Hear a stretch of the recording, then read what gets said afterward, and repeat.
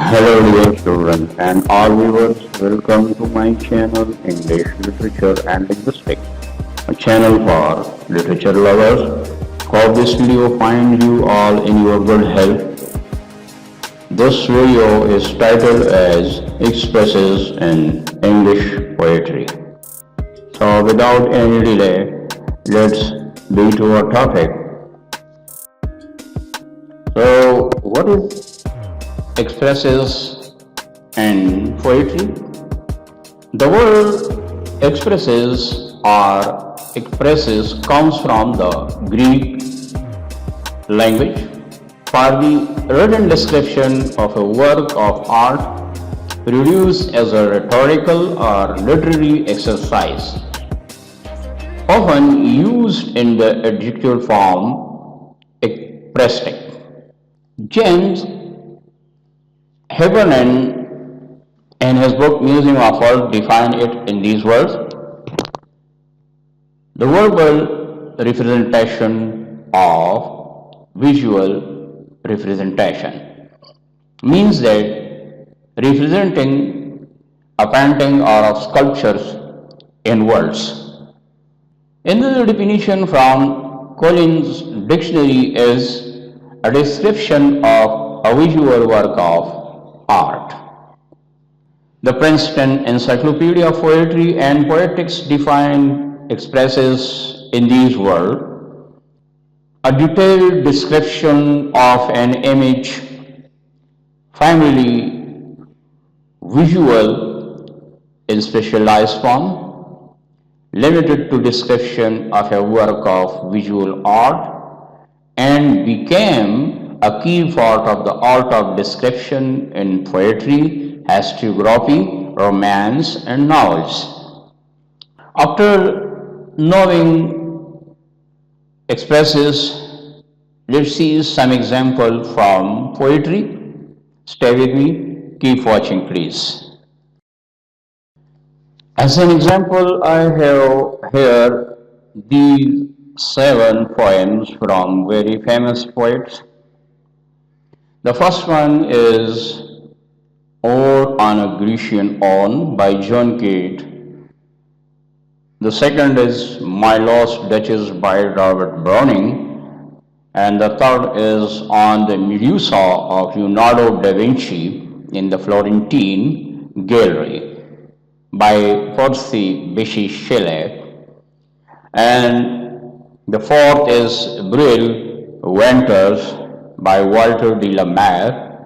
The fifth is from Anne Sexton, The Starry Night. The sixth is the Iliad by Homer. And the seventh is In the Music There, Views of Arts by W.H. Auden. Let's introduce them briefly one by one. Stay with me. Keep watching, please.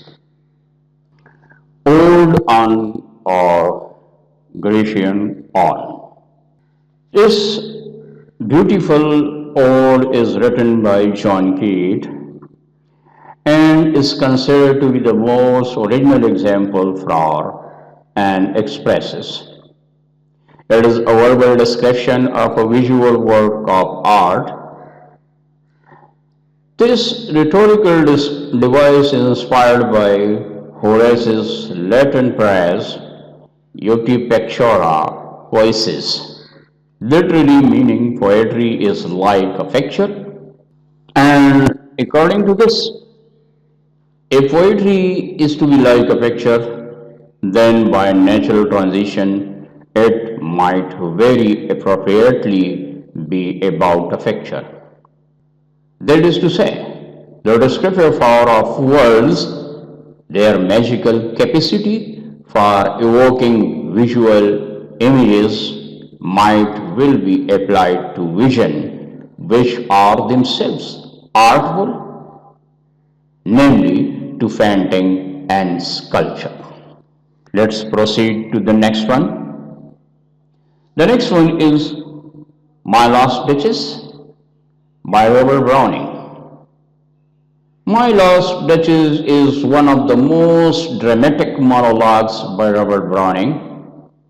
In this poem, Browning focuses on a portrait of his wife which is hanging on the wall before him.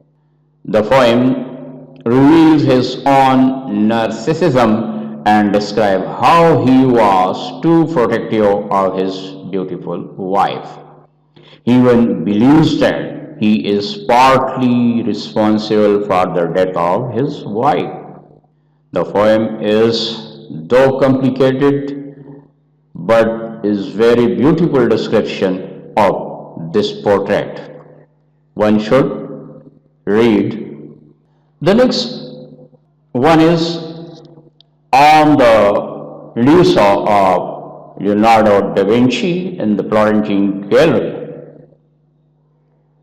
This poem narrates the story of Medusa, and this story comes from Greek mythology and defines her as being a monster with venomous snakes that replaces her hair.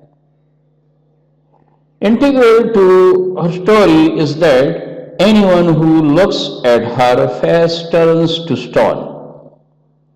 She is often described as being both a terrible creature and a beautiful maiden. Medusa was first introduced in the Fairy Queen by Edmund Spenser, and in this poem, Shelley has also described her very beautifully. You must read the poem to enjoy its beauty. The next one is Bruegel's Winter, which is written by Walter de la Mare. This poem describing a painting by Peter Bruegel the Elder. Peter Bruegel was a famous artist of Dutch and Flemish Renaissance painting, who was a painter known for his landscapes and peasant scene. Bruegel's Winter is a poem about winter's joy and how everything seems to cover in the white snow. The next poem is The Starry Night by Anne Sexton. Is the Iliad by Homer, and it is considered as one of the greatest literary works of all time. In the poem, the narrator describes the shield of Achilles in great detail. The description leaves no doubt in the reader's mind about just how amazing the shield is. The next poem I have chosen as example is in the Musée des Beaux-Arts by W.H. Auden. Is considered the top example of Ekphrasis. The narrator attempts to create a work of art with his work, focusing on the painting, the landscape with the fall of Icarus. A painting by Peter Bruegel. In the painting, a man is falling from the sky, but the ship sails fast as the man enters the water. It is an important statement on man's place in the world and the fragility of life. However, the author leaves much of the painting up to the reader's interpretation. The only purpose of this video was to introduce you to this beautiful topic in poetry. Hope you study further on your own interest. I'll place some book for further reading in the description box. And soon I will be with another useful topic with another video. Thank you for watching. Stay blessed.